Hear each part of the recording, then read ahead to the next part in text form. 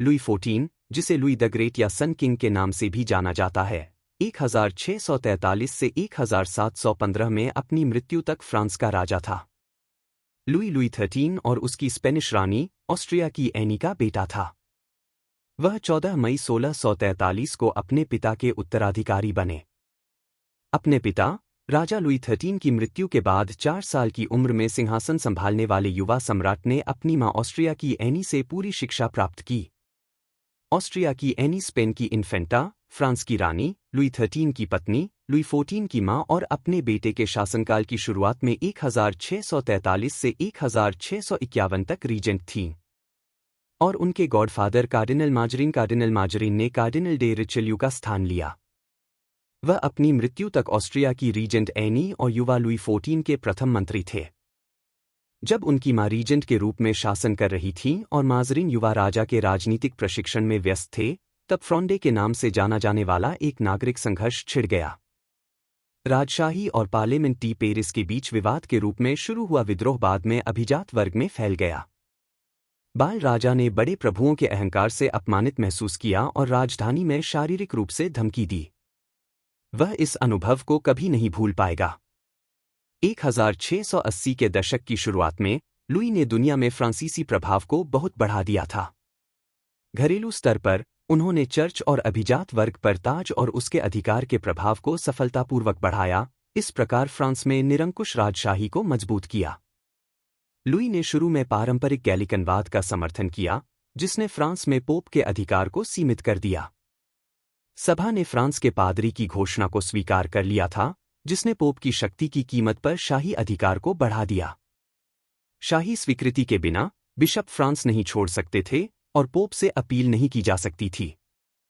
इसके अतिरिक्त सरकारी अधिकारियों को उनके कर्तव्यों के पालन में किए गए कार्यों के लिए बहिष्कृत नहीं किया जा सकता था। हालांकि राजा चर्च संबंधी कानून नहीं बना सकता था, लेकिन शाही स्वीकृति के बिना सभी पोप के नियम फ्रांस में अमान्य थे।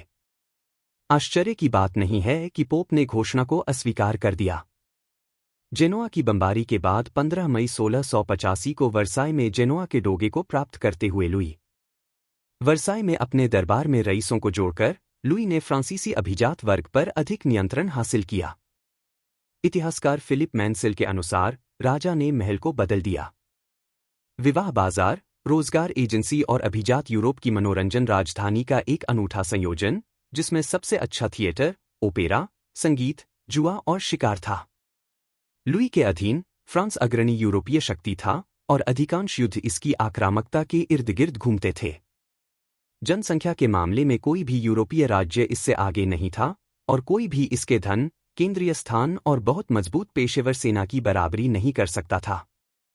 इसने 30 साल के युद्ध की तबाही से काफी हद तक बचा लिया था। इसकी कमजोरियों में एक अकुशल वित्तीय प्रणाली शामिल थी जो इसके सैन्य कारनामों के लिए भुगतान करने में कठिनाई महसूस करती थी, और अधिकांश अन्य शक्तियों की इसके खिलाफ एकजुट होने की प्रवृत्ति थी। लुई के शासनकाल के दौरान फ्रांस ने 3 प्रमुख युद्ध लड़े: फ्रैंको डच युद्ध, 9 साल का युद्ध और स्पेनिश उत्तराधिकार का युद्ध। लुई 14 ने 1660 में सेंट जिंडिलूज में स्पेन की अपनी चचेरी बहन मारिया थेरेसा, स्पेनिश इन्फेंटा से विवाह किया। उनकी शादी ने फ्रांस और पड़ोसी स्पेन के बीच सुलह को पक्का कर दिया। शाही जोड़े के 6 बच्चे थे। केवल सबसे बड़े, लुई डी फ्रांस, जिन्हें ले ग्रैंड डाफिन के नाम से जाना जाता है, वयस्क होने तक जीवित रहे।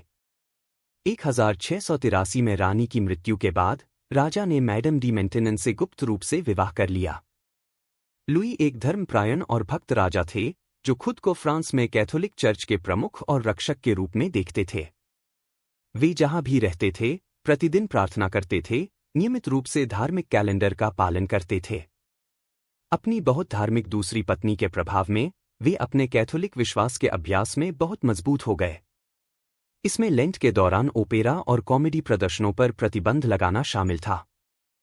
लुई ने एक स्वस्थ और वीर राजा की छवि पेश करने की कोशिश की, लेकिन इस बात के सबूत मौजूद हैं कि उनका स्वास्थ्य बहुत अच्छा नहीं था।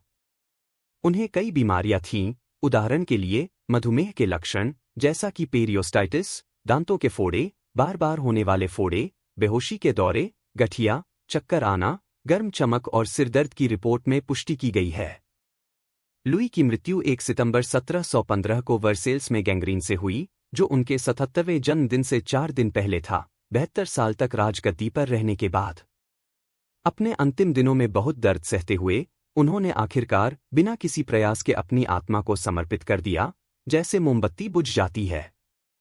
लुई 14 के एकमात्र जीवित वैध पोते, फिलिप वी। उन्हें सेंट डेनिस बेसिलिका में दफनाया गया और सिंहासन उनके परपोते लुई 15 को मिला, जो 5 साल के थे। राजा लुई 14 की विरासत में शामिल हैं। नंबर 1, लुई 14 के शासनकाल ने एक शक्तिशाली और केंद्रीकृत फ्रांस की स्थापना की। वह एक निरंकुश सम्राट था जिसने सारी राज्य शक्ति अपने पास केंद्रित कर ली थी।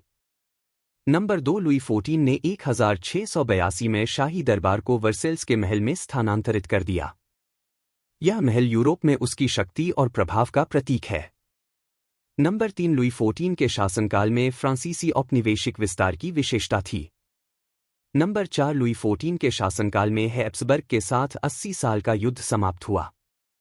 नंबर 5, लुई 14 के शासनकाल में कलाकृतियों और इमारतों का निर्माण हुआ। नंबर 6, लुई 14 ने एक सांस्कृतिक प्रतिष्ठा स्थापित की जो बाद की शताब्दियों तक कायम रही। नंबर 7, लुई 14 यूरोप में निरंकुशता के युग का एक प्रतीकात्मक चरित्र था। नंबर 8, लुई 14 के शासनकाल को अक्सर महान शताब्दी के रूप में संदर्भित किया जाता है। मुझे आशा है कि आपको वीडियो पसंद आएगा, तो कृपया मेरे चैनल को लाइक, शेयर और सब्सक्राइब करें और नए वीडियो पाने के लिए घंटी आइकन दबाएं।